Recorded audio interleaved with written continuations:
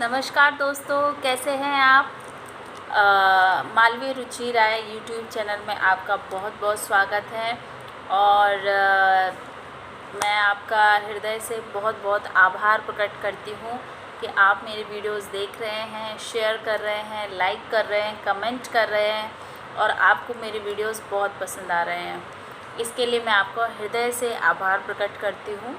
दोस्तों, जैसा कि मैंने आपको बताया कि मेरा ये इंटेंशन है कि 21 डेज़ में मैं आपको उस स्तर पर ले जाऊं जहां आप अपने जीवन को काफ़ी बेहतर महसूस कर सकें। आप समझें कि आपका जीवन क्या है और क्यों आपकी लाइफ में इतनी कठिनाइयाँ, प्रॉब्लम्स थी और कैसे आप उनसे निकल सकते हैं। तो 21 डेज़ प्रोग्राम इसलिए बनाया गया आप अपने जीवन के स्तर को काफ़ी ऊपर तक लेकर जा सकें।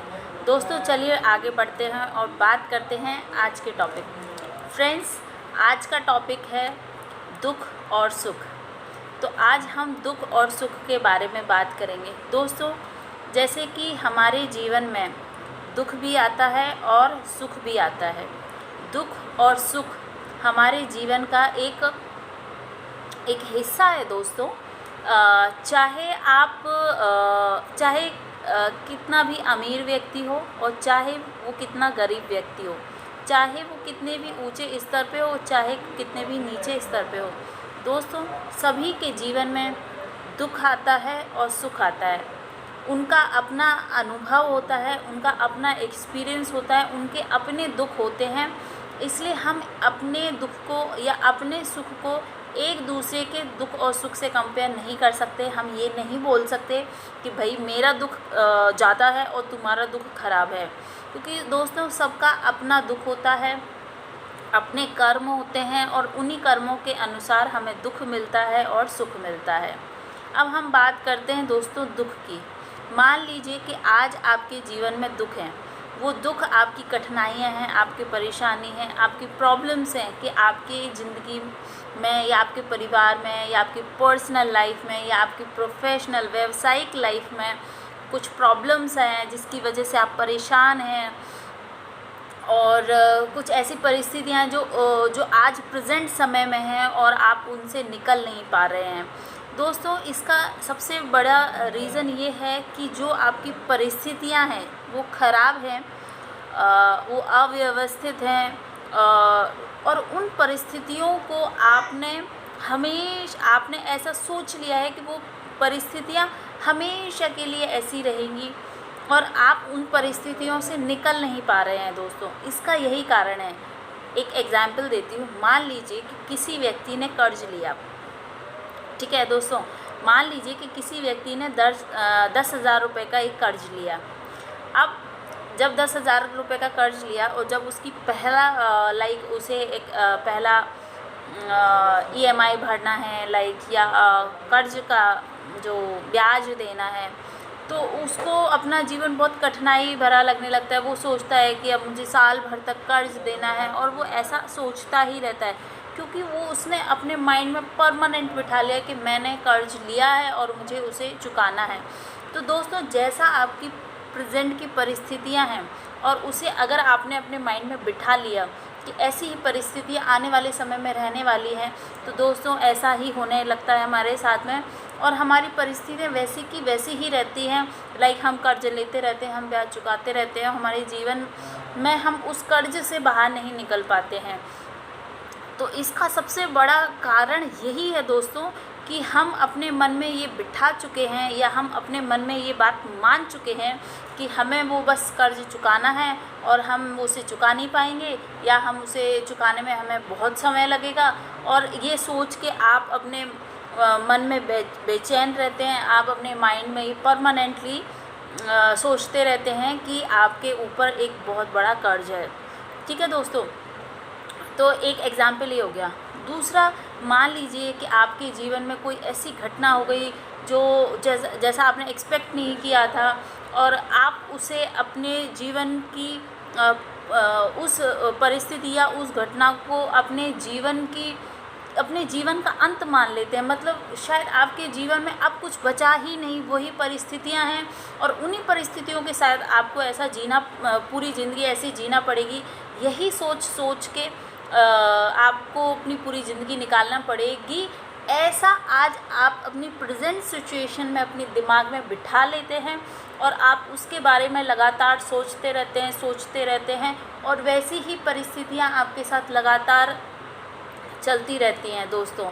तो दुख भी एक सीमित समय के लिए आता है दोस्तों, और सुख भी एक सीमित समय के लिए आता है। तो दोस्तों उन्हें हम खींचते हैं दोस्तों, क्योंकि हम अपने माइंड में ये परमानेंट बिठा लेते हैं कि हमारा दुख बहुत लंबा है और सुख बहुत छोटा है। दोस्तों दुख भी इक्वल पार्ट में आता है, सुख भी इक्वल पार्ट में आता है और हमारे कर्मों के हिसाब से आता है। जैसा हम कर्म करते हैं वैसे ही हमारे जीवन में दुख आता है, सुख आता है। तो दोस्तों मैं आपको बताना चाहती हूँ कि अगर आप प्रेजेंट सिचुएशन में किसी प्रॉब्लम में, किसी कठिनाई में, अगर आज आपकी परिस्थितियाँ ख़राब हैं तो उसको परमानेंट ऐसा ना मानें कि आपके जीवन में आने वाले समय में आपका जीवन अच्छा नहीं होगा, या आप उन परिस्थितियों से निकल नहीं पाएंगे, या आप किसी कर्ज से मुक्त नहीं हो पाएंगे, या आपकी पर्सनल लाइफ अच्छी नहीं हो पाएगी। दोस्तों कहते हैं ना कि अगर मान लीजिए आप किसी कीचड़ में गिर गए, ठीक है, तो आप क्या यही मान के बैठे रहेंगे कि आप उसी कीचड़ में गिरे रहेंगे? नहीं मान के बैठेंगे ना, आप उस कीचड़ से बाहर निकलेंगे। मैं मानती हूँ कि आपके पैरों पे कीचड़ लगा रहेगा, लेकिन फिर आप क्या करेंगे? अपने पैरों पर पानी डालेंगे, उस कीचड़ को धोएंगे, लाइक कि वो कीचड़ आपके, तो समय लगेगा उस कीचड़ को हटाने में, बट एक दिन वो ज़रूर आएगा जिस दिन आप एकदम नीट एंड क्लीन होंगे। तो दोस्तों ये एग्जाम्पल ये शो करता है कि जो आपका दुख है वो एक लिमिटेड समय के लिए, सिर्फ आपकी सोच ऐसी है, जो आपने अपनी सोच बना ली है कि आप उन परिस्थितियों से बाहर नहीं निकल पाएंगे, उस दुख से बाहर नहीं निकल पाएंगे। ठीक है दोस्तों, तो इसके लिए मैं सबसे अच्छा उपाय यही बताऊंगी कि आप अपने माइंड में ये बिठा लें कि ये परिस्थिति हमारे लिमिटेड समय की है और हमारे अंदर इतनी काबिलियत है, या हम अंदर से इतने मजबूत हैं कि हम इन परिस्थितियों से बाहर निकल जाएंगे, या ये घटना जो हमारे जीवन में हुई है, जो नहीं होनी चाहिए थी, वो हो गई है और अब जीवन लंबा है और हमें इसे जीना है। तो हम किसी अच्छे भाव से, अच्छे सकारात्मक भाव से, अच्छे सकारात्मक कर्मों से हम अपने जीवन को और बेहतर बना सकते हैं और हम दूसरों के जीवन को बेहतर बना सकते हैं। ऐसी सोच से आप आगे बढ़ें तो आपको अपना जीवन जीने में भी अच्छा लगेगा। दोस्तों आई होप दुख का ये चैप्टर आपको समझ में आ गया होगा। अब हम आते हैं सुख पर। दोस्तों जब हमारे जीवन में सुख आता है तो हम ये सोचकर हमेशा बैठ जाते हैं, या हम ऐसा मान लेते हैं कि हमारी ज़िंदगी में कभी दुख नहीं आएगा, और जब हमारी ज़िंदगी में अचानक से कोई दुख ऐसा आ जाता है तो हम सोचते कि हे भगवान ये क्या हो गया। तो हमें शौक लग जाता है कि ऐसा क्या हो गया कि हमारी ज़िंदगी, मतलब 10 सालों से हम बहुत सुखी थे और अचानक से हमारी ज़िंदगी में एक प्रॉब्लम आई, एक घटना घटी और हमारी लाइफ पूरी तहस नहस हो गई। दोस्तों या तो ये रीज़न ये हो सकता है कि आपके कुछ कर्मांश ऐसे हैं या थे, पास्ट लाइफ के भी हो सकते हैं और प्रेजेंट लाइफ में ऐसे थे जिनका फल अभी आपको मिला है, या वो आपकी ज़िंदगी का एक संघर्ष है, चैलेंज है, जो आपको एक एक्सपीरियंस देगा जिससे आप अपने आने वाली ज़िंदगी को कैसे जिएंगे और कैसे अपनी ज़िंदगी को बेहतर बना सकते हैं। क्योंकि दोस्तों ईश्वर ने कहीं पर यह लिख के नहीं भेजा है कि जो लाइफ आप जी रहे हैं वही एक बेहतर लाइफ है। हमें लाइफ को डे बाय डे एक नए एक्सपीरियंस, एक डिफरेंट एक्सपीरियंस मिलेंगे, नए एक्सपीरियंस मिलेंगे। उन नए एक्सपीरियंस के साथ हमें अपने जीवन को जीना है, धीरे धीरे बेहतर बनाना है, और जैसे जैसे आप अपने जीवन को बेहतर बनाते चले जाएंगे आपका जीवन और बेहतर होता जाएगा। और दोस्तों अपने जीवन को एनालाइज करें, अपने दुख से सीखें, अपने सुखों से सीखें। सुख से सीखें तो उसको परमानेंट ना माने, दुख से सीखें तो उसको भी परमानेंट ना माने, उसको एक्सपीरियंस लें और वो एक्सपीरियंस आपके आने वाले जीवन को या आपकी जो जनरेशन है उनके साथ वो एक्सपीरियंस शेयर करें, ताकि वो अपने जीवन को और बेहतर बना सकें। दोस्तों, मेरा कहने का अर्थ यही है कि सुख में ज़्यादा सुखी होकर ये ना भूल जाएं कि जीवन में कभी भी कैसा भी मोड़ आ सकता है, वो भी आपको फेस करना होगा। और दुख में ऐसा ना मान लें कि यही आपका अंतिम समय है और यही आप जी रहे हैं, इसके अलावा आपकी ज़िंदगी में कोई अच्छा समय नहीं आएगा। दोस्तों, सब आपकी सोच का खेल है। जैसा आप सोचेंगे वैसा आप अपने जीवन में पाएंगे। इसलिए प्रेजेंट समय में जो परिस्थितियां हैं उनके लिए हमेशा सकारात्मक विचार रखें और दूसरों के लिए सकारात्मक विचार रखें। ये मैं हमेशा कहती हूँ। स्वयं के लिए भी सकारात्मक रखें और दूसरों के लिए भी सकारात्मक रखें, चाहे वो आपको अपना समझे ना समझे, चाहे वो आपका मित्र हो, शत्रु हो, कोई भी हो। आप सदैव सबके लिए सकारात्मक सोचें, वो आपके लिए बहुत अच्छा होगा।